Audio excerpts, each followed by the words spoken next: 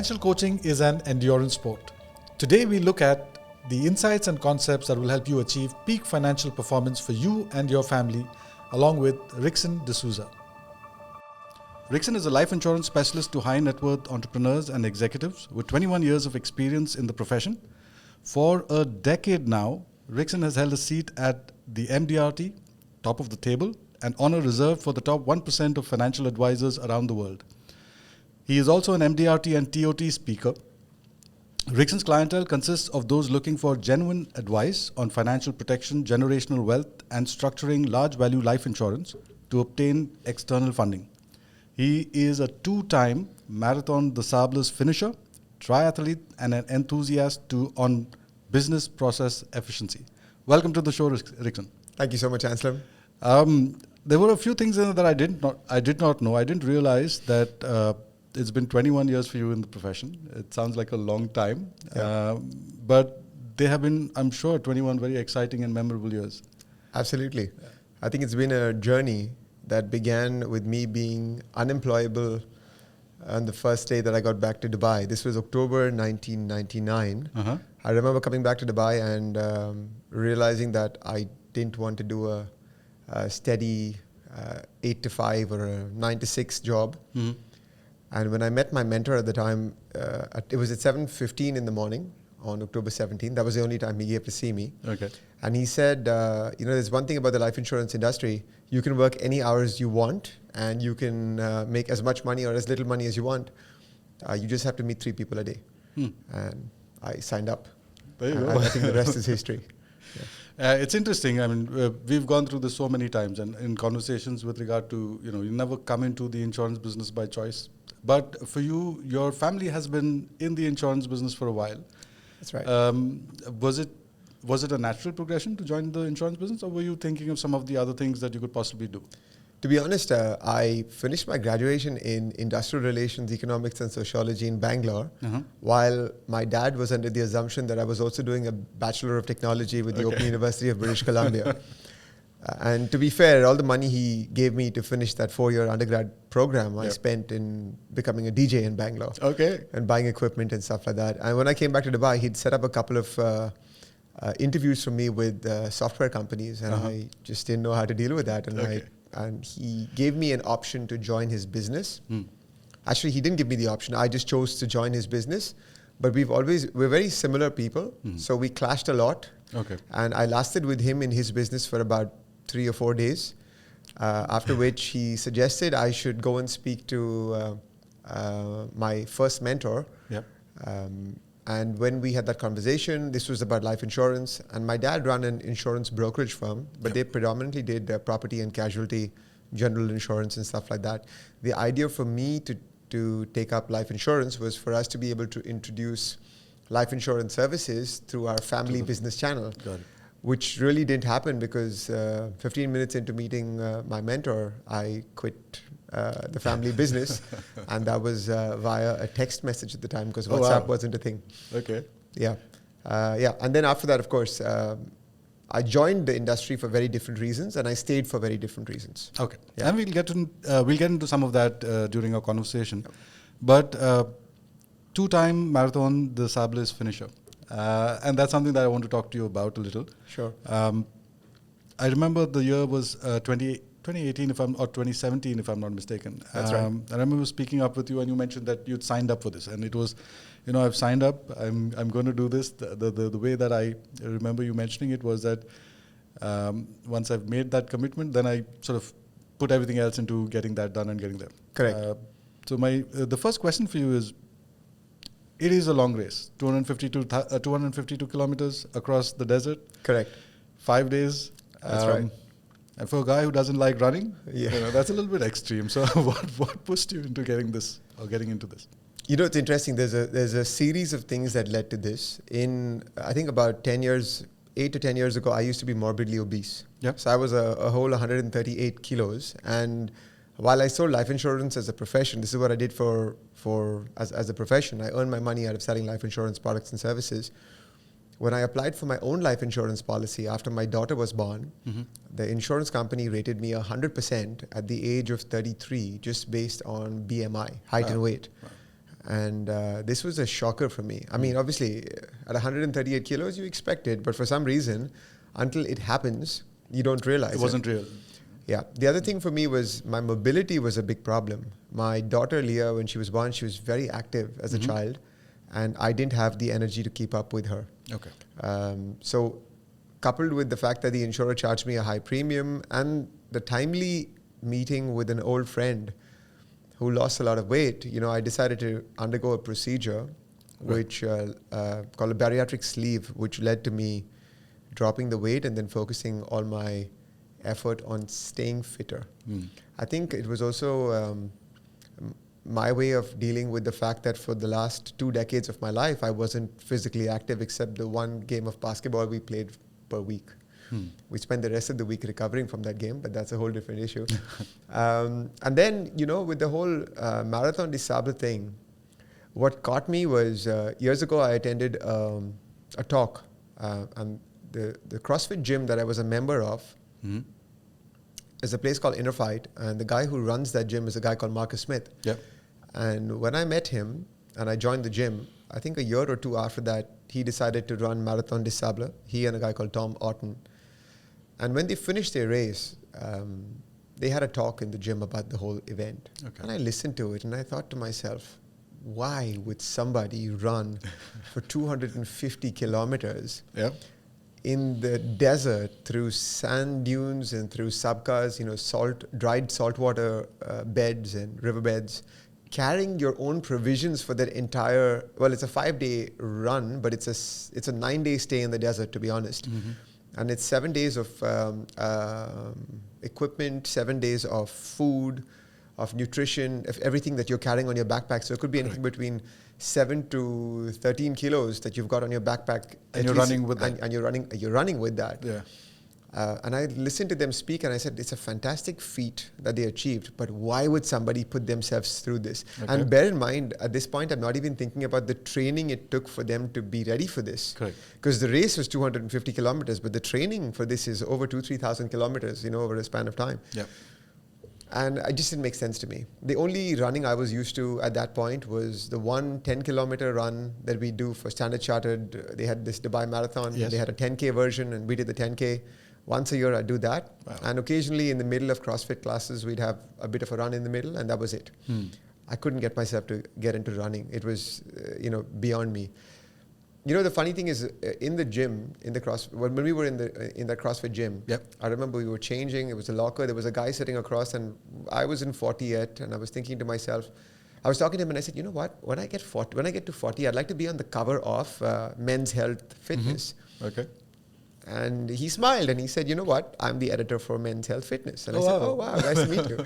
And he said, Rickson, do you know how many men are out there in their 40s who've got an absolutely phenomenal body? And what gets you on the cover of Men's Health Fitness is not the way your body looks, but is the story behind you. Correct. And I thought about my story. What's my story? My story was I had a bariatric surgery done. So basically I took the shortcut, as people call it. And then I got into fitness, and for me to build that body would take years. It doesn't come overnight. So I thought about his other angle, which was have a great story. And through the years of attending various coaching sessions and various conventions where we had phenomenal speakers, inspirational guys come and talk to us, what always captivated me was a great story. Yeah. Right? And I thought to myself, and I remember telling, years ago attending MDRT. And attending this one talk where the speaker delivered a phenomenal story, and I told the guy next to me, I said, you know what, this guy's got a fantastic story. Amazing. He's blessed with a fantastic story. He can just tell the story for the rest of his life and just make money by just telling his story. And I remember they had the author's corner, where we went to the author's corner and I spoke to him and I said, you've got a fantastic story. I love your story. I wish I had your story. And he just looked at me and he said, well, I can understand that your past didn't have the story. Correct. But the future is the story for you to write. It's a blank canvas. Absolutely. Paint it the way you want to. It's a book. You write what you want in it. And I thought about that. And I thought about the fact that I hated running and the Men's Health Fitness and everything else put together. And I thought to myself, from a challenge perspective, what is it that I dislike doing? It was running. Okay. About a year later, we were training in the gym and these two guys walked in.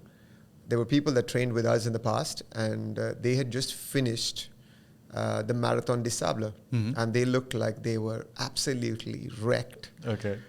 And we had a conversation, and I asked him, and he said, listen, this is what happened. We ran across the desert. I was on drip for 3 days because of dehydration. My shoes broke. My equipment gave way. And I said, wow, what an adventure. But I still thought to myself, why would you put yourself through this? Sure. I came back home, and I got into a conversation with Sangeeta, my wife, and I said, this is just stupid. These guys ran across the desert for 250 kilometers, and apparently 1,000 people do this every year. And she said, Rickson, it's not your problem. Why are you stressing out so much about it? It's not your problem. It was their journey. Let them have it. And I said, you're right. And I stepped into the room, and I Googled Marathon des Sables, and the first sentence was, the race pegged to be the world's most toughest foot race. Yep. I didn't even have to read the rest of it. I logged into their website. I registered. I came out of the room, and I told my wife, I said, Sagi, I've registered for the race. And she said, what? When is the race? And I said, April. And now we're in October. And she says, you don't run more than 10 kilometers a year. Yeah. You're going to run 250 kilometers in 5 days, in 7 days. And I'll come back to this about coaching. Because there's a lot has to do with coaching over here. But the goal was set. The deadline was set. It's like exams in school. You know when your exams are going to be. You have a syllabus. You know you need to be prepared by then. So my exam was going to be Marathon des Sables. It was in April. First week, we were in October. I needed to now get a coach. I needed to now put in the time, the hours, the distance, and go ahead with that. Yep. So it's probably one of the most liberating experiences of my life, which is why I did it twice, I think. But yeah, that's the history on that. Certainly very interesting and a great story, undoubtedly. So what's going through your mind? You're standing at the start line. You've got the whole desert in front of you. The sun is up in the sky, and you hear the gunshot and you take off. So how has life changed for you since that moment? We were always told, or all the blogs you read and all the support groups you read for Marathon des Sables always tell you about an experience you're going to have which is unlike anything you've ever had before. That you'll probably experience all kinds of emotions. You'll go through an emotional roller coaster, highs and lows, crying and laughing. And I thought to myself, this sounds very movie-like or very scripted. So actually when I went there with this intention of just seeing myself through. I didn't have any goals of finishing in a top position or podium or any of that stuff. And I knew it was far from going to happen anyways. The idea was just to have a great experience. The first time I did this, I went alone because I like the elements. I like camping. I like the outdoors. I like a bit of a struggle. I like doing, DIY. I enjoy that kind of stuff. Correct. So for me, this was easy to deal with. The difficult part for me was the running. But we started, and I'll tell you, in that time, in those 7 days that the race began, and now you're pretty much on your own. Correct. To paint a picture for you, there's a campsite which moves every day. And the campsite moves every day, but they rebuild the campsite exactly identical to the one before from the first day. So if you come in the middle of the night, you know exactly where your tent is. Correct. Your tent has got a number. And when I say tent, I use this word very loosely. It's 4 poles and a tarp going over it. Sure. It's centrally air conditioned because it's got a big hole on one side and a big hole on the other. And there's a carpet at the bottom. And if you're lucky, then they would have cleaned up some of the stones or the sharp rocks underneath it. Sure. If not, you're sleeping on something sharp at night. Okay. And you share that tent with 7 other people that you've probably not ever met in your life. So the start was easy. It was just going. It was the first day. I said, okay, let's give it everything. Let's run. I overheated. I did too much. But as the race progresses and you learn more about yourself, there are breaking points along the way. I found it liberating because I was able to let go of a lot of baggage. Okay. Stuff that I was carrying that I didn't even realize was on my mind. My dad passed away 12 years ago. I never dealt with that. I remember at one point we were running on this dried riverbed. And, for as far as you can see, it was just flat desert land. No sand dunes, but just flat, hard desert land. And it was blowing. And maybe there was about 100 meters ahead of me and 100 meters behind me, there was nobody. You could see people, but they couldn't hear you because of the wind. Sure. And I decided at that point was there was an impulse to just scream. And I did. And I felt so light after that. And I just looked back and front just to make sure, no one saw me or thought I was weird, and no one cared. Because everybody was going through their own journey. And encouraged by that, I let out a couple of more screams. And, I came back from that trip very focused, very reassured about me as an individual, about my goal-setting process, about life in general, about my family, my priorities, what I wanted, what was important to me and what wasn't. And while even prior to that, I thought I had a pretty structured life.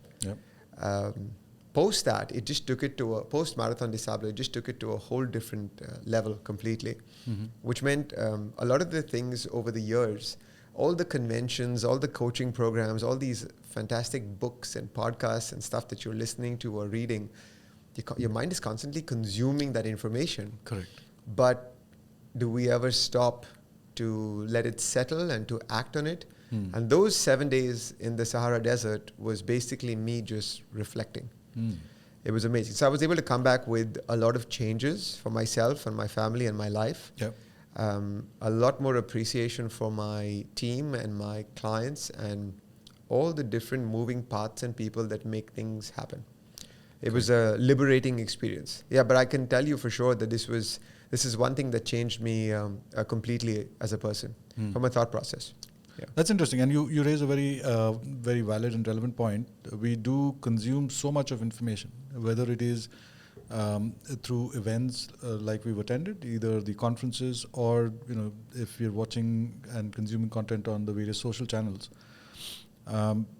But being able to sort of digest and assimilate and then actually think of how to implement that into our lives, into our schedules, whether it's work or personal, is probably missing from today's the busy sort of kind of world that we live in. And that brings me to one of the things that I've always admired about you is the discipline that you have. There's a lot that I can learn and I have learned from you, and there are a lot of people who struggle with it, with being disciplined. What is your approach? How did you sort of formulate that? And what guides you or motivates you to sort of remain disciplined? I'm sure it is not you set it and forget it. It's something that you probably have to do and keep reminding yourself to sort of do. So I'd really like to sort of get your view and your thoughts and perspective on this. I'll tell you, if you ask me to just wake up in the morning every day at 4 a.m. without any goal associated with it, I won't do it, because there's nothing exciting and interesting enough for me to make me want to jump out of bed and say, hey, this is fantastic. It's 4 a.m. Let's go. Let's smile. Let's sing. I am a morning person. I do tend to sing in the morning. Okay. Having said that, my discipline begins with the setting of a goal. Okay. So if there was no goal, then the discipline would not be towards waking up waking up late is also a discipline. Sure. If you woke up every day at 10 a.m. consistently, that's also a discipline, right? Sure. And people who work shifts or work the night shift and things like that, for them the discipline is waking up their day may begin at 10, 12, 1, whatever it is. Correct. But for me, I feel like the whole discipline around my life comes with setting specific goals in various parts of my life, various areas of my life. There was a speaker that I can't remember his name, but he wrote a book on intentional living, which we attended many years ago at the $1 Million Roundtable in the US. And that book really spoke to me. And if I think about what I picked out of that is, if you want to get to somewhere, you need to plan it. Correct. If you think of your life, if you think of yourself as a ship, a ship can go on autopilot predominantly, right? True. But if there is no navigation point to show which is the next port it's going to stop at, then it's just going anywhere the wind blows or wherever the rudder turns. It's pointless. It's just moving. Sure. So I feel that if you have that end point, that navigation point, that goal that guides you, whether that goal is fitness-based, family-based, whether that goal is related to your work and your clients and your business, it doesn't matter. As long as you have that goal, then building a system or putting a system in place that can help you get to that goal is basically what the discipline is all about. And even then, the enthusiasm for achieving those tasks to get to that goal may be there for the first few days, maybe a couple of weeks. And the first time you hit a snag, it's very possible that that you'll stop. Correct. Which is why I think that this enthusiasm and the excitement will take you about that far. And habit formation after that is what makes things happen, right? So for me today, I firmly believe it all begins with that goal setting process. So I'm an early morning person, like I said. I wake up at 4:30 every morning. But I wake up at 4:30 because I've discovered over the last 21 years of working that my most productive time of the day is the early hours of the morning. Yeah. So when someone tells me, oh, you wake up at 4:30, what do you do? Well, between 4:45 and 6:30, I can get most of my work associated for the day out of the way. The rest of the day would be based on meeting clients and interactions. But as far as communication, dealing with team members, managing, allocating work and stuff like that, I'm most productive in the morning. If you ask me to do this in the afternoon, anytime after 2 p.m., you've lost me. So my discipline allows me to do this in the morning. At the same time, we live in Dubai, it's hot, it's humid. If you need to train for a triathlon, for an ultra marathon, for a run, for anything, you have options. I mean, it's not like we're living in a cold country where you can go out in the middle of the afternoon and get on a run. So you have to get it done first thing in the morning or the last thing at night. And I'm not a night guy. I'll be asleep. So the morning is an easier bet for me. So I believe the discipline and stuff like that. Discipline is something which you can build on as soon as you know what are you chasing, what are you after, what gets you excited to wake up in the morning, whether it's early or late, it's irrelevant. But what's the goal? And once you have that goal, then to draw out a map of how to get there is easier. Makes sense. I mean, I think like what you mentioned, similar concept would apply towards financial planning. And I mean, if you would like to achieve something, you better start with a goal. And one of the things that you've managed to do very well on the back of some of the activities that you've done is equated to financial fitness with physical fitness in a sense. So what's the philosophy there, and how do you see that benefit clients? I think as it's true with most parts of our life, I know we're in a day and age where instant gratification is available. So if you post on social media, you're expecting a like, a comment, a click, a subscribe. And this is instant gratification. You constantly see people after they've posted. And I've been a victim of this as well. You're constantly refreshing your page to see how many people have liked it, how many people have commented, et cetera, et cetera. Correct. And this is instant gratification. But the reality is in life, I mean, if you think about the number of years you're going to spend or the number of days you're going to spend on this planet, there are a series of activities that can take you towards your longer term goals.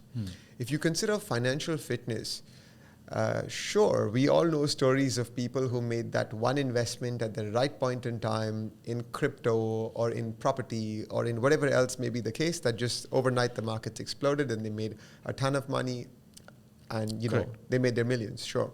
But the reality is for the masses, it may not be the same case. It has to be a long-term approach.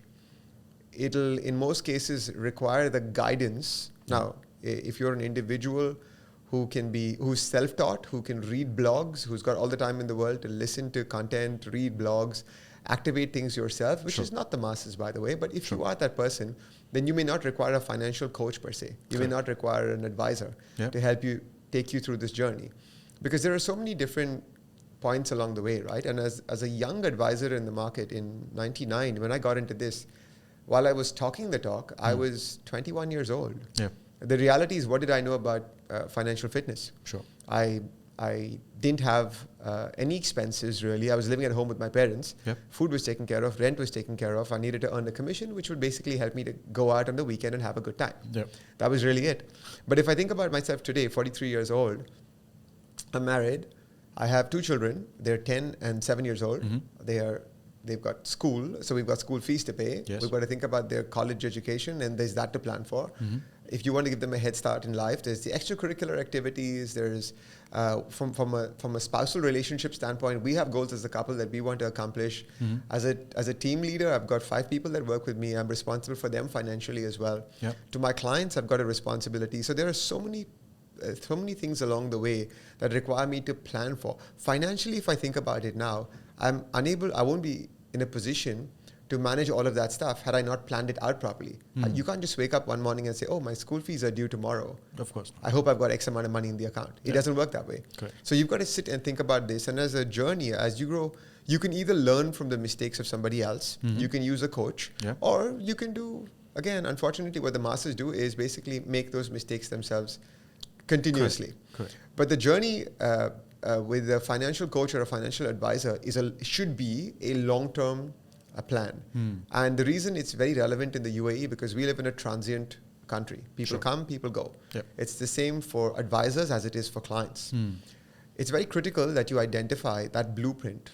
Correct. Which you can always go, or your financial plan per se, which you can reflect back on whether the consultant is there or not tomorrow, whether he's left the country, moved from here to, Australia, Canada, Timbuktu.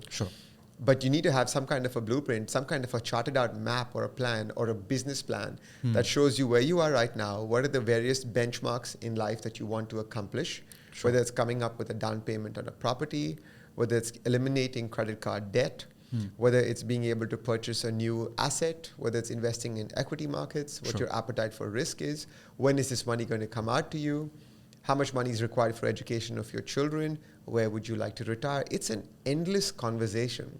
We've had clients with us for a period for as long as 21 years. Some of my clients have been my clients for 21 years now. And we meet them anything between once a quarter to once a year, depending upon their requirement. But even for the people that have been my clients for 21 years, every time we sit and meet, it's still part of a journey. We're still talking about something else which is accomplished, that needs to be accomplished, and the other stuff that we listed out as goals, and where we stand or where we match up against those goals. So this is a moving target, and I think it's easier with a financial advisor than it is trying to navigate through this alone. One thing I'd quickly want to say over here is most recently I decided to recruit the services of a CFO, a firm that basically helps me manage my finances. So essentially what they do is they take all my statements, they figure out what's in, what's not, and then they have a conversation with me about budgeting, about staffing, about how much money I have access to if I need to increase anything with infrastructure and stuff like that. And the most recent conversation I had with him was I said, hey, would you like to help me with my own personal budgeting? And he looked at me and said, but you're a financial advisor. And in my head, the only analogy I could draw up was I said, even the world's best chef needs to come back home and unwind. Even he probably is going to order in or have somebody else cook for him. The reality is, even for a financial coach as myself, I need the assistance of a third party to make this easier. I need somebody else to ask me the questions, make me think, where I can just give them the answers and they can draw up a plan for me. So I think this is required regardless. And again, if I have to equate this with the world's best coaches in fitness and endurance, athletes, triathletes and stuff like that, the world's best coaches have coaches. Absolutely. Even if you're an Ironman podium level athlete and you're coaching a whole different community for the same thing, you probably have another coach already. And that's just to hold you accountable, to make sure that you're hitting your goals. Agreed. So I think this is very relevant. So it brings an external perspective. Sometimes it's good to be able to sort of have someone who can step back out of your, you're too close to your life. I mean, sometimes you can't see the patterns, and I guess that's the real value that a coach adds, is being able to give that independent perspective and the accountability part. Absolutely. Where, and of course, coaches, as we know, are there to push you to do the right thing, as painful as it may be. And is that something that you find yourself doing for your clients? Yeah, absolutely. I think I'm very interested in long-term relationships. The life insurance and the financial services industry globally has been seen to be predominantly transactional. It's seen to be transactional because there are products and services that are involved. Predominantly, people remember products.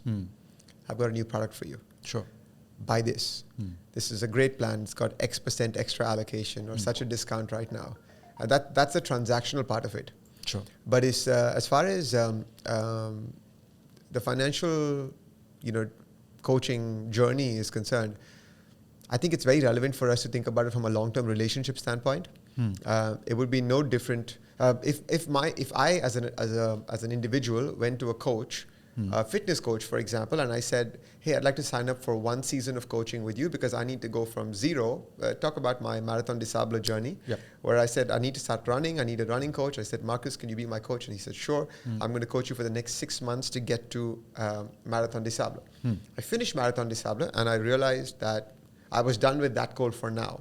Sure. So we didn't renew the contract for coaching because that goal was accomplished. Think about the financial journey that you have and the various goals along the way. Now, whether it is an individual who's a coach for you or multiple individuals, until you've completed that journey completely, you've hit all those targets that you'd set out for yourself, whether it's financial stability, financial freedom, a parallel income, taking care of your lifestyle, whether it's taking care of estate taxes or education planning for your children, retirement. It could be simple, it could be complex, but until you've checkmarked all those boxes, you will still require some form of coaching, some form of advisory.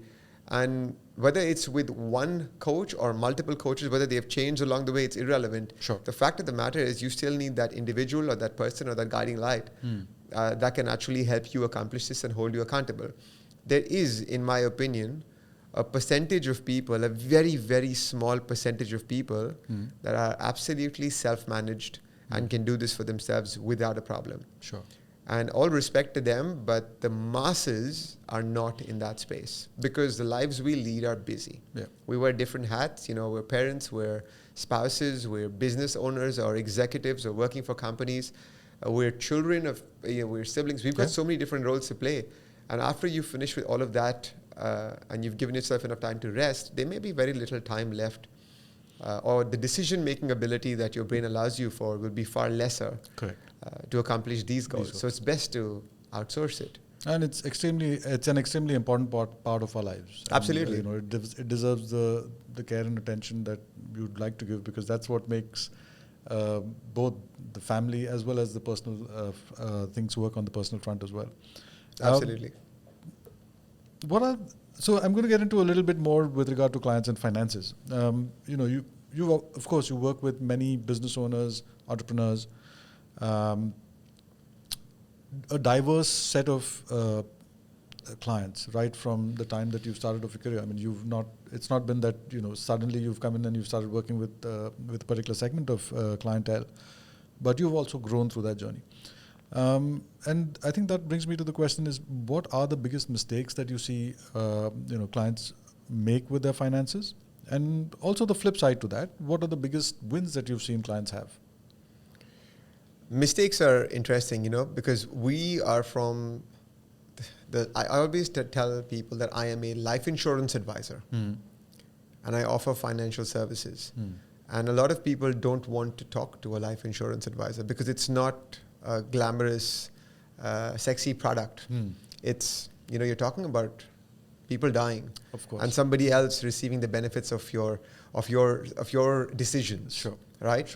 So it's not the best. It's not the most exciting thing to purchase. People are more excited. I think people spend more time planning a summer vacation or even an Eid break, or actually, in today's day and age, a staycation.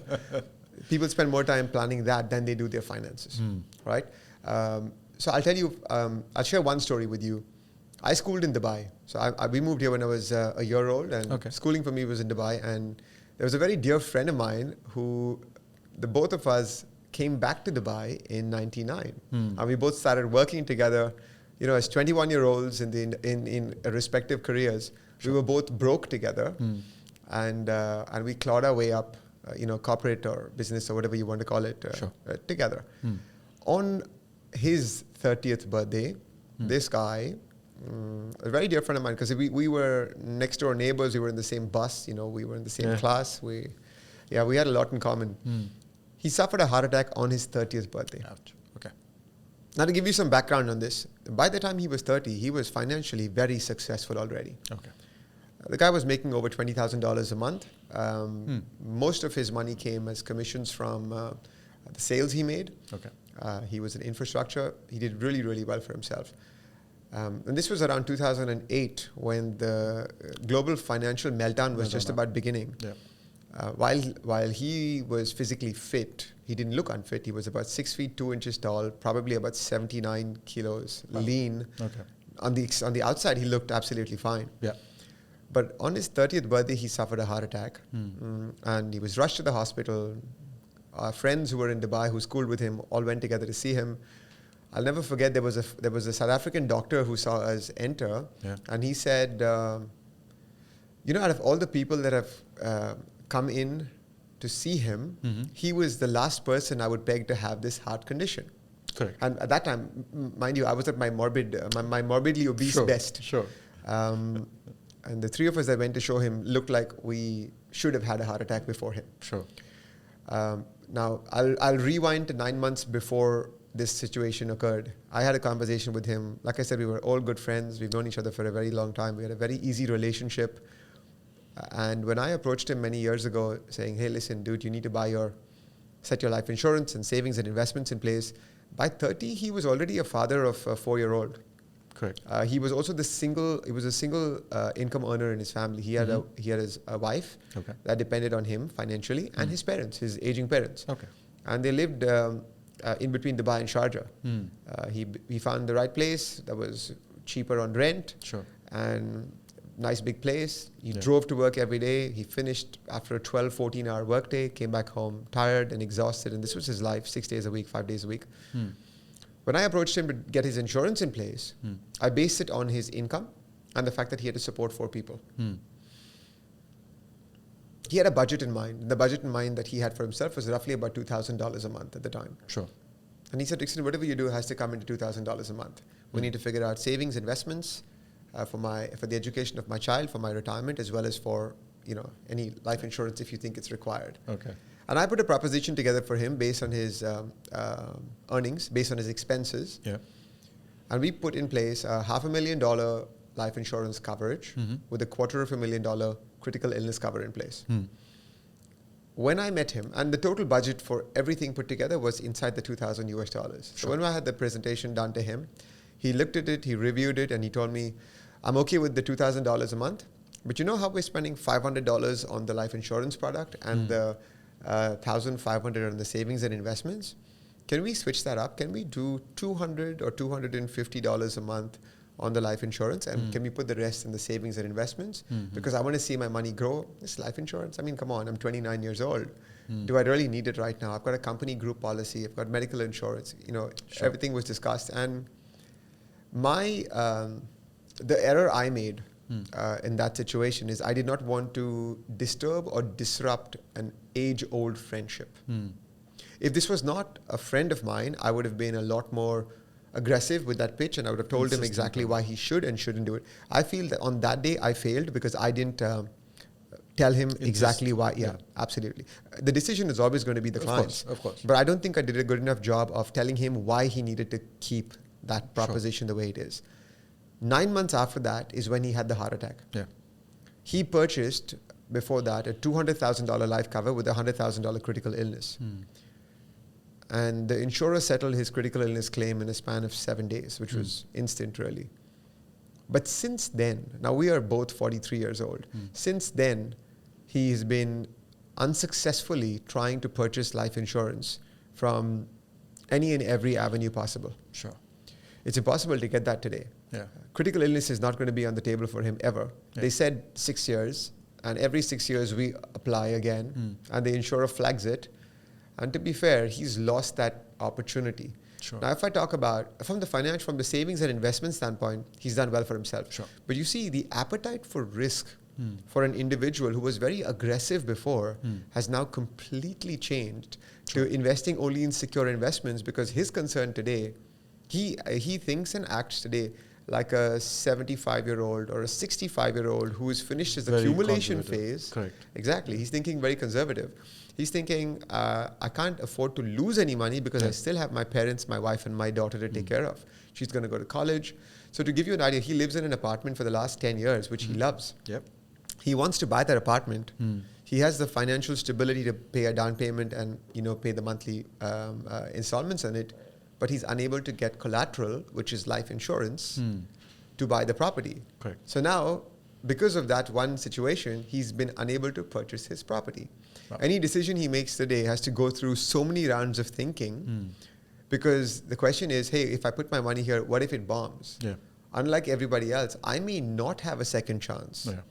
And in that period, from 2008 till now, he's undergone a second angioplasty done. Okay. And, so I know for a fact that insurance is not going to be on the cards at all. So if you ask me about a situation where I think something failed, while financially he's doing well for himself, he's still got the right habits in place. He's accumulating with the same individual. The place where he failed is the fact that he didn't put in the right proposition at the right point in time. Yeah. Where he did well, where I say he had a great success story, was the fact that he has always been somebody who constantly put away money on a regular basis. That habit formation of 40 to 50, even sometimes 60% of his income was always parked away. He's not somebody with big needs or wants. He could afford to buy any car he wants to, but he's had the same car for 8 years. Sure. These things don't make a difference in his life. So he's constantly been able to do that. So within the same individual, I can say he's had a fail and a win. Correct. So I think this, if it tells me anything, leaving aside the savings and investment side of it, from an insurance front, I always find younger people, when I say younger, this is again relative. Sure. Some people in their 60s are saying, absolutely. why do I need life insurance? I'm so young. And some people in their 30s can't buy life insurance anymore because they've passed that boat, right? Yeah. And in the last 21 years, I can tell you, there are at least 4 or 5 individuals that I know that either got in their 30s or younger, that either got declined cover or got charged a higher premium. And I'm a live example of this myself. Sure. So I think if there's any takeaway from this, I'd say insurance is not sexy. It's not something exciting to buy. Yeah. But you got to do it when the time is right. Absolutely. As a 75-year-old client of mine told his son, you're going to buy that life insurance policy at some point. Yeah. You can either do it like I did it and pay a lot of money for your policy, or you can do it right now when you're 38 and buy it for a fraction, for an eighth of what I'm paying. Absolutely. Right? Makes So sense. I think that's one thing that I'd like to highlight is from an insurance standpoint, it's very critical that we get the right levels of cover in place right now while you're insurable. I want to talk to you about a fantastic success story now. These are for 2 of my clients. Yeah. One is no longer a client because that journey was complete. Okay. When I got into that journey midway, the journey began with him giving me access to all the contracts and all the investments he purchased over the years. Sure. And sharing with me his goal of wanting to retire at the age of 45. Okay. I was 24 at the time. And I looked at this guy and I thought about all the data we had on retirement. And I said, it's never going to happen. And I kept telling him, I said, man, I appreciate what you want to do, but it really takes a lot. You need to be putting aside more than 65% of your money. And I said, listen, think about it. You started working at 20. If you retire at 45, you've earned an income for 25 years. If you live till 75 and longer, and you retire at 45, you're saying, I've worked for 25 years and the money I saved is going to last me for 30 years longer. I said, come on, it doesn't work that way. Think about it. And he was adamant about wanting to do it. He comes in that 1% or sub 1% of people who are phenomenal planners themselves. Sure. And this guy, whether he was earning, when I met him, he was making 6,000 dirhams a month. And when he completed his journey as a client with me, he topped off at 200,000 dirhams a month. Wow. He saved over 75% of his income at any given point in time. And this was just him. It was then a habit that passed on to his spouse, his wife, who was also a big earner. And his goals were very clear. He said, Rickson, we're going to leave Dubai and we're going to move to Canada. But when I move to Canada, I'm going to move to Canada with no debt. So I'll buy the property outright. Correct. And this is the plan I have for the house. And yes, education for the children is free or subsidized in Canada, but I'd like to have $100,000 for each child now before I leave. Yeah. They'll only require it when he's 53 or 54, but he wants the money ready when he reaches Canada. And then he also wanted to have an additional $1 to 1.5 million Canadian dollars available as play money to be able to invest and get returns and manage his income. He was very clear that he did not want a high pressure job, mind you, he wasn't a business owner. He worked a stable job in a company. Over the years, he grew and, and made sure that he parked away money on a regular basis through the property booms and crashes, through the market booms and crashes. He constantly invested. And his goal was to retire at 45. Yeah. He retired at 41. Wow. Okay. Financially absolutely stable. He focused the next 3 or 4 years of his life making sure his children and his spouse settled into their new life in Canada. And he just manages his money today. He offers some consulting services in the field that he spent his career in. But he's able to live a life without a need to work an 8-hour workday. Correct. Right? In a company, in a corporation, and just manage the income from his assets to take care of things debt-free. It's just amazing. That's amazing. It's Absolutely. amazing. It's amazing. And the others, and he was a very aggressive investor, I'll tell you that as well. Okay. And I'll tell you about another client now. She's 54 years old. She has no plans of retiring anytime soon. Okay. And she moved to Dubai when she was 25 years old or so. Okay. And she works as an administrator with a fairly good company. Today, at the peak of her career, she draws in about 25,000 dirhams a month. She's got very small needs in life. She's single, has never been married, has no children, but has a host of dependents who are her nieces and nephews. Okay.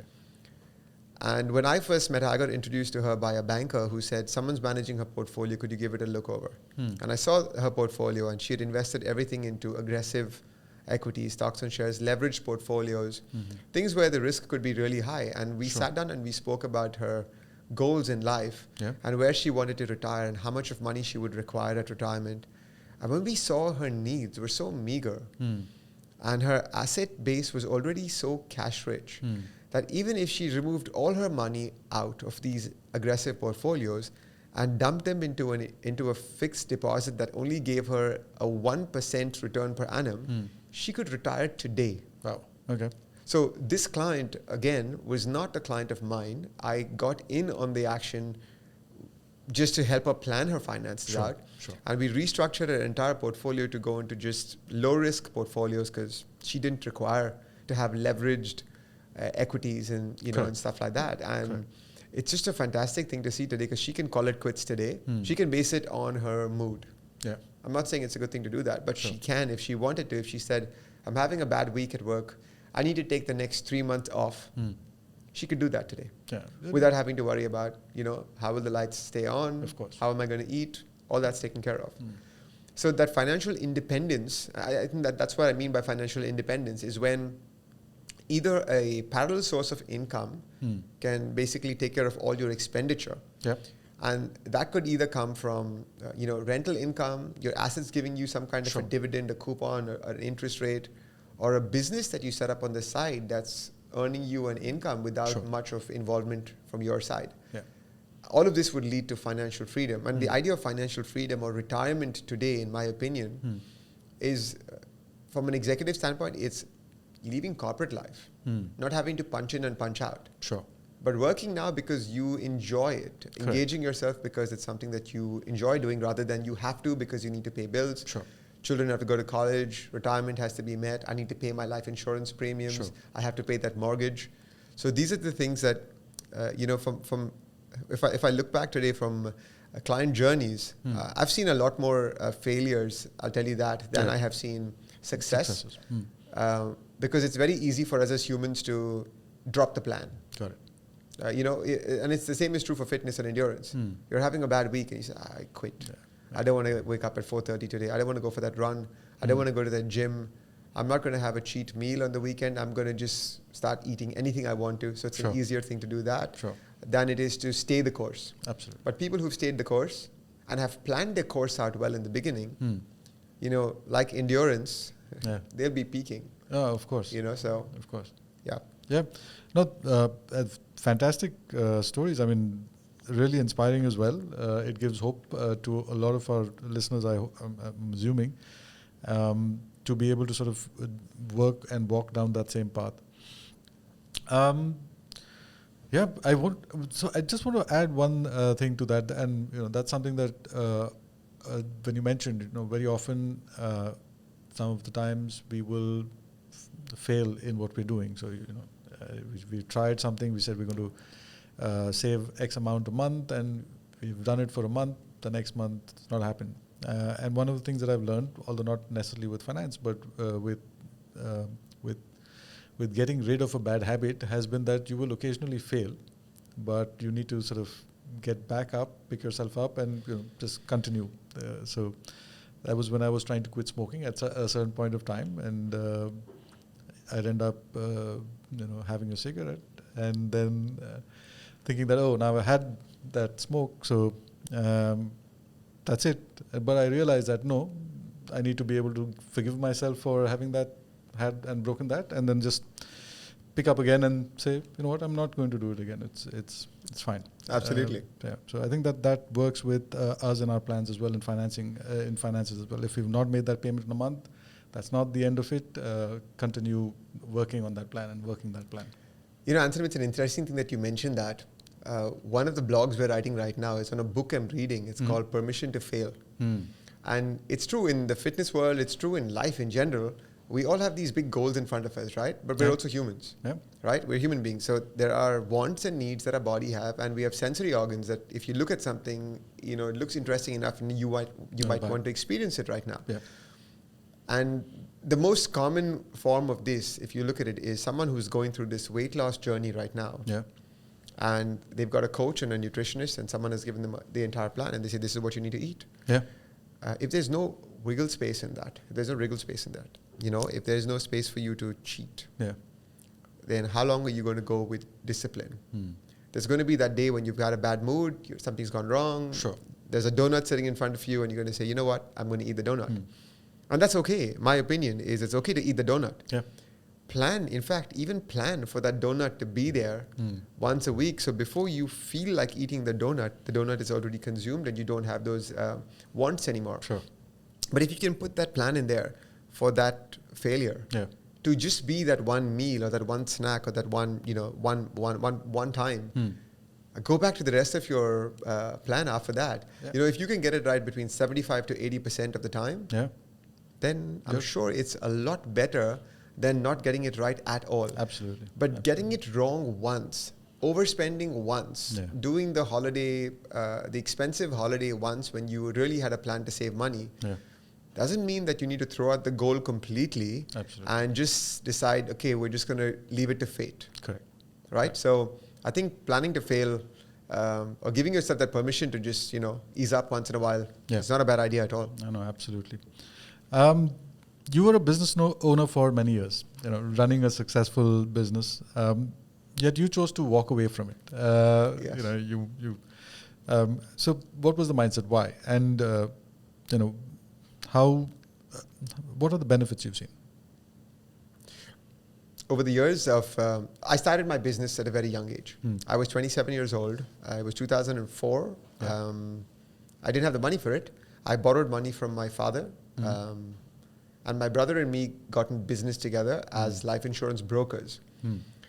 We didn't have a business plan except for the fact that I felt I was producing enough life insurance sales to earn the commissions to run a business. And the fact that my brother did general insurance, motor, fire, casualty, property, that kind of stuff, we thought we could complement each other's clients. Got it. That was the whole purpose behind the business, really. There was no proper planning into it. And for the first 3 or 4 years, we cruised because my income went up significantly versus when I represented an insurance company or an insurance broker. Yeah. Because there was so much extra cash available from that. And that was really it. As the years went by and I got more into coaching as an attendee rather than as a coach, I learned a lot more about myself. And a few things that resonated with me were there were certain activities within that framework of a business which I hated. I did not enjoy doing at all. To give you an idea, I was working a good 14-hour workday at least. And this was about 6 days a week. I had 3 people assisting me, and they took turns. 2 of them took turns to come in on a weekend and work with me because my clients came to see me on weekends. We managed it like a doctor's premises where there was a waiting room. Somebody came and waited while I was finishing up another meeting, and the team then got hours in lieu, which they clubbed with their annual leave and got more time off. Sure. I was exhausted. I was drained. I was morbidly obese. I had acid reflux and a host of other issues, health related. And apart from that, I wasn't spending enough time with my family. I kept telling Sangeeta, my wife, that listen, it's the nature of my business. When people are free is when I am busy, because they can only see me after their work is done. Sure. Apart from this, there were other things that I had to focus on: recruitment, client complaints from advisors that represented the business, dealing with the regulator, dealing with product providers. Yeah. Everybody wants to, some of your time, they want to pitch an idea to you, a product to you, so that you can sell it through your company or advise your team to sell it. Sure. There were a host of things that really I didn't enjoy doing. The only thing in there that I enjoyed doing was really the client interactions. Yeah. But to be able to be a successful business owner at that point in my life, I needed to be able to spend about 30 to 40% of my time managing the business. But also there was pressure on me to make sure that the business was financially successful, which means if the rest of the team wasn't bringing the business in, I still had to do my job as an advisor. Sure. So a lot of the business, a lot of the money I made from being an advisor went back into managing the business and vice versa. And I just, realized I was in a negative space. The switch happened when I decided to focus on my unique ability. When we identified what that unique ability was, and none of the organizational, none of the management stuff was my unique ability, really. Sure. I enjoy having, facilitating fruitful conversations and building communities with people around me. And the change today from being that business owner, and people mistake some of this sometimes. There is a bit of ego involved in letting go of a business and working for or with somebody. Yep. But you can still be an entrepreneur within a business. Of course. You can still think entrepreneurially within a business. And today for me, the takeaway is, if I am allowed to do just what I'm good at, right? If I'm allowed to do just what I'm good, which is basically working or sitting in front of clients, engaging them, asking them the right questions, identifying what their problems are, giving them a bird's eye view on what is right and what is wrong and what needs to be fixed, then I feel fulfilled completely. Absolutely. During my coaching program with Dan Sullivan at Strategic Coach, the question that was most commonly asked to us is, who do you want to be a hero to? Right? And this question just changed my life, because I thought about it until then, till I was 32 years old. I'm 43 now. Till I was 32 years old, when I asked for a reference, I asked for a reference for anybody.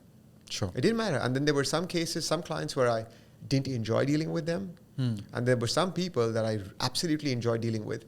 So over the years, what we identified, apart from just the activities that I enjoyed doing, we also identified who were the right kind of clients, what keeps me excited. And I realized that I draw a lot of parallels with people who are about the same age group as myself, married with children, have got great family values.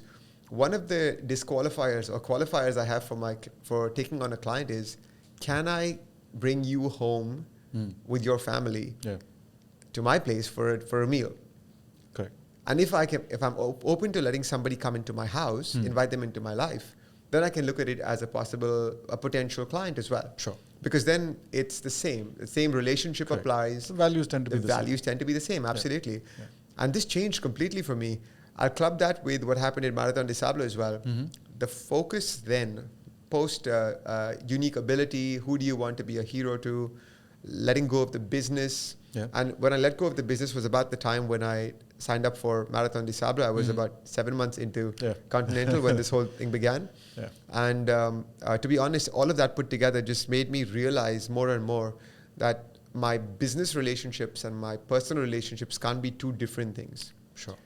It needs to be the same audience. Got it. The people that I want to bring into my life as a client are the same people who I would like to welcome into my life as a personal relationship as well. It couldn't be one or the other. Well, it could be personal and not business, and I'm okay with that. But I'm most comfortable talking to people who I think I can have a long-term relationship with. So letting go of that business and being able to sit within the organization, which is Continental, that allows me to do just what I want to do and not have to worry about the other elements, that I'm not really good at, to be honest. It's fantastic. It's changed my life in the sense that I was working 14 hours a day, 6 days a week. Today, to be honest, on a busy day, I'd put in about 3 hours of work. And the goal has been to scale back to 3 days a week. I'm currently, honestly, on a 4-day per week, and we tried a 3-day per week, and then of course we all know COVID rocked our world. But to be fair, if it happened in the first attempt, then it would have been too simple. So we're working towards reducing the number of days that we work, and trying to work in those 3 or 4 days more efficiently and more effectively. So letting go of the business today, in hindsight, if you ask me, would I do it again? In a heartbeat. It's a no-brainer. Sure. Just the freedom it's given me to do whatever I want to. Sure. Financially, it's made things a lot better for me. Even as an individual, with my family life and all the other goals that I've accomplished over that 4 or 5 year period now, has only come as a result of me letting go of something. Got it. I'm a big fan of Marie Kondo's book on decluttering, and this is something that we have to do in our life with our activities as well. So for me, decluttering in that sense was letting go of those activities, and as a result, even there were 2 businesses, letting go of both of them, so that I could just focus on this and be more productive and more present. It's more intentional this way. Got it. And one of the things that you mentioned is that you sort of moved from working maybe a 5-6 day week to a 4-day week at this point of time. Have your objectives also reduced, or have they increased? It's an interesting one, and to be honest, as human beings, we can want and want and want, and it may never be enough. The goals have changed. By that, I don't mean that they've become smaller. But earlier, the goal was to make X amount of money at any cost. And that, if you think about it, is really not that difficult. Because you could really go out there and you could say, I'm going to work 18 hours a day. And just by working the extra 10 hours than the next person, I can make more money. The goal for me today is still to make more money. And every year we sometimes double that goal. But the goal is to be able to do that within the confines of those rules that we set. For instance, if I said today we have X amount that we want to make this year, it would mean, so one of the rules we've put in place is we will only onboard 12 clients this year. That's a big rule for us. Those 12 clients are very defined, that we are only engaging people who are, for instance, 10 of the 12 clients are going to be entrepreneurs, married with children between the age groups of 38 and 57, right? There's a net worth associated with that we want to deal with. The challenges have to be very specific, and the rule is I need to be able to bring them home to my family. If any of these things don't match up, we're not taking that client on. So for me, the challenge today is to be able to do those numbers, those constantly increasing numbers, because I'm ambitious, but being able to do that by following those rules and not diverting. In fact, the team has got absolutely free hand on this, that if I bring a client to the table that doesn't meet our requirement, then I need to justify to them why we're bringing this client on board. It does happen sometimes. There is an individual we bring to the table that doesn't meet our profile, and the team will ask me, why are we doing this? What's the reason for this? The numbers don't make sense. They don't meet these criteria. And sometimes there is a very valid reason for it. But the point is, about 95% of the time, I stick to those rules. And we make sure it's just done the right way. So objectives are changed, of course, but objectives are changed with more rules in place. The numbers are still growing, but they have to be not at any cost. Of course. I don't work after 3:34 in the evening. It's very rare. I don't work weekends. I almost never get a call from a client, really. The team manages most of the stuff. And I just they do what they're really good at, the analytical bit, finding the right product suite, doing all the numbers, the permutations, the combinations. That's what they're good at. And my job is to sit in front of the client, facilitate, bird's eye, and help with problem solving. Right? Hand-holding, relationship management. The client needs to know that I don't think anyone's thinking that Rickson comes up with all the solutions himself. He gets all these. It's not possible. 5 other people work in the team that make all of this happen. And my job is just to identify the right 5 people for those roles. And hopefully be in a position to get the best out of them, so that we can then deliver and keep up our promises to our clients. Perfect. Got it. I think this is probably the last sort of question that we've got. I know we can go on for a lot longer, but I'm a little conscious of the time. It's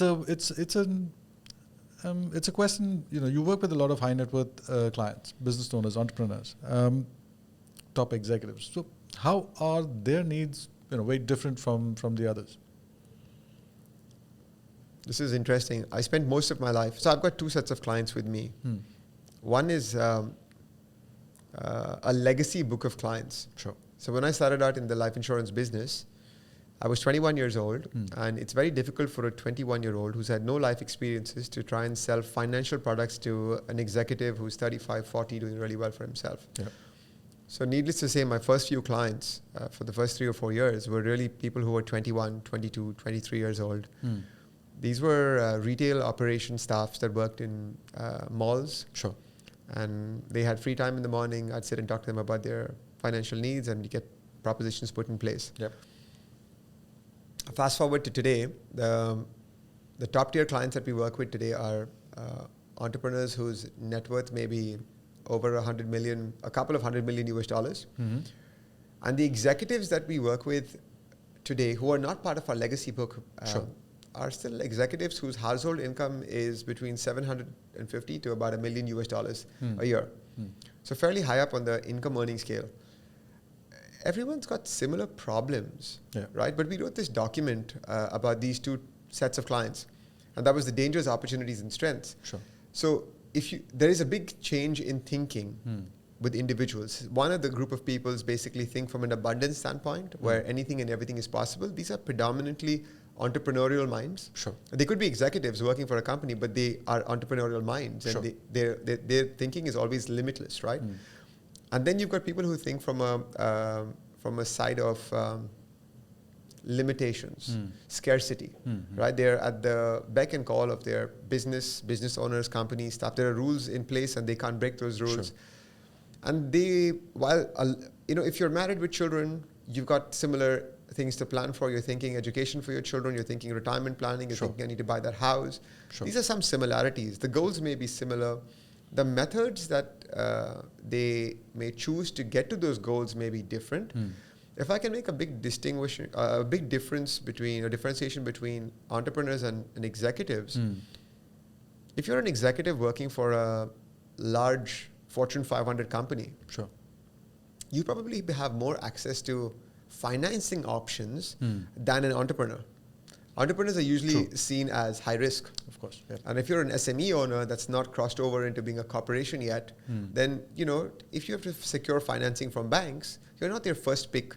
Sure. They'd rather pick an executive who works for a Fortune 500 company, that earns a good salary, the company is listed, everything is backed, and everything is, they've got the right credit ratings.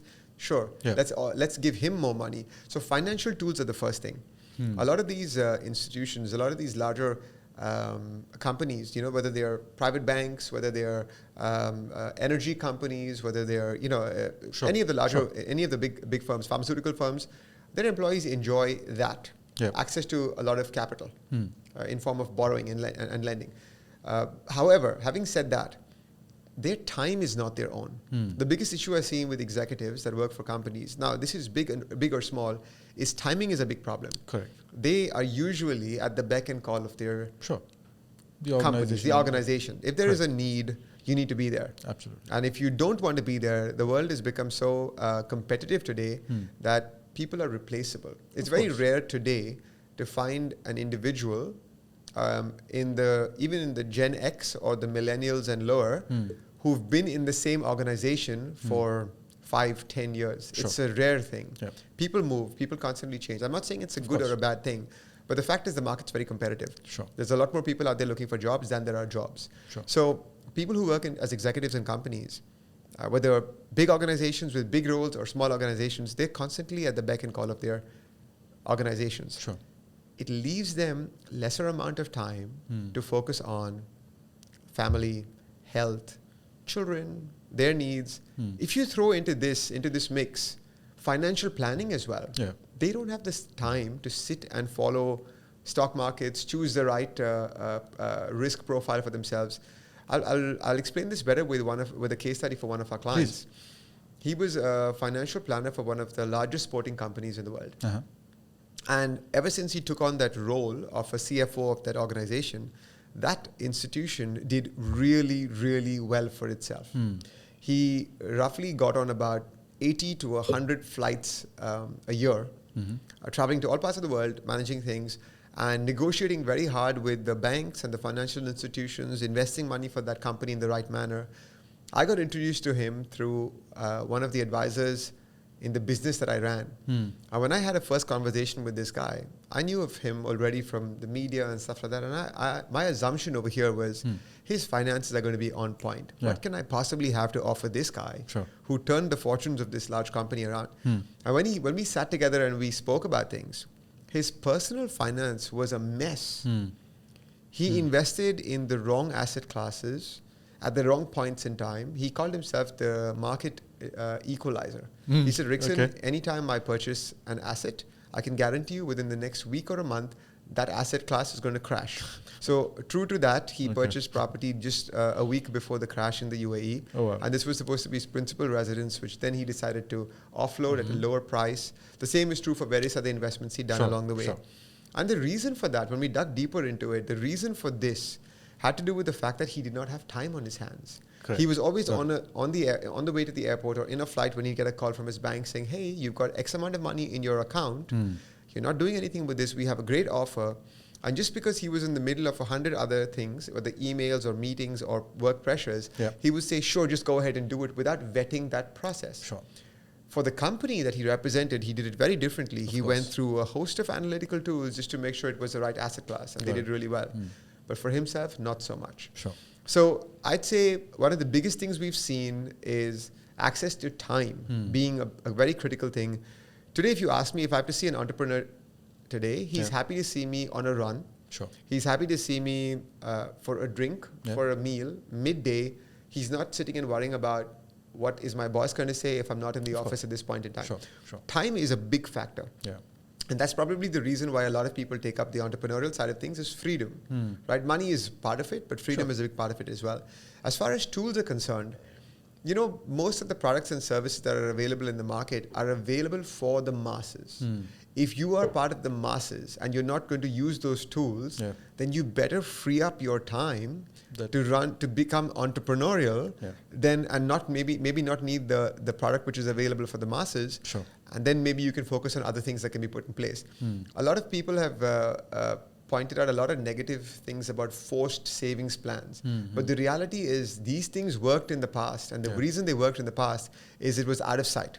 The money was out of sight. Correct. How many people today who've put money into those products and services would still be sitting on that same amount of money had they not started this and had no discipline whatsoever? Sure. So I think that the tools are available for various sectors. You can, and they could be identical in some cases. Yeah. It's really the difference in thinking and the difference in the personality type, which is the big differentiator. Yeah. Opportunities and strengths for both these individuals are also very, very different.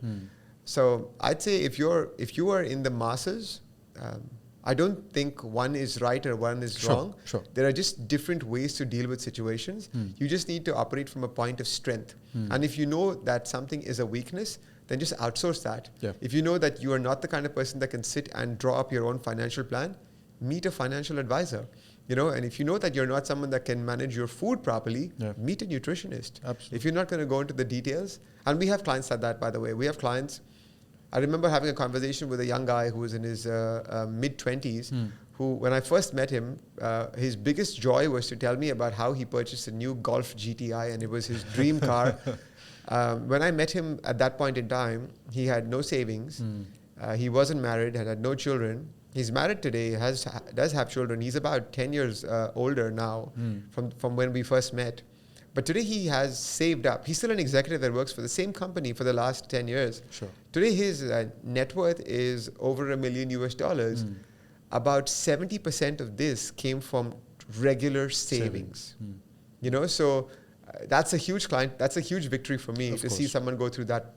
And today, having access to that money allows him to invest lump sums of money into, you know, more better opportunities by timing things, you know, getting a little more risky with that because he knows he's got the backing of so much of security and guarantees. Sure. So I'd say, you know, mindset is a big thing, but just know what you're good and you're bad at and outsource the stuff that you're weak at. Just focus on your strengths over there. Fantastic advice and really, really interesting conversation, Rickson. It's been a pleasure having you on. And to our audience, if you'd like to share how they can either get in touch with you, follow you, where are you on social? So I'm very active on LinkedIn. You can just look me up as Rickson Dsouza and you'll find me on LinkedIn. We've written a lot of case studies and articles on there that can talk to you about what's going on from a financial standpoint for the average Joe, the high net worth individual, the high income executive as well. I'm also very active on Facebook as well as Instagram. You can search me under Ask Rickson on Instagram. And on Facebook, Rickson Dsouza should suffice. I doubt there are too many people with that name. And we also have a website. If you just Google Rickson Dsouza, you'll get my website as a first hit probably. So that would be good. Yeah, those are great places to reach me at. Perfect. So yeah, if you've got a question for Rickson, drop him a message and I'm sure he'll be happy to answer and get in touch with you. Rickson, thank you. It's been a pleasure hosting you and all the very best. And we'd definitely love to hear of the next time you're planning to get out in the desert and take a really long run. For sure. Thank you for having me. Thank you for having me. This has been a fantastic day. Thank you.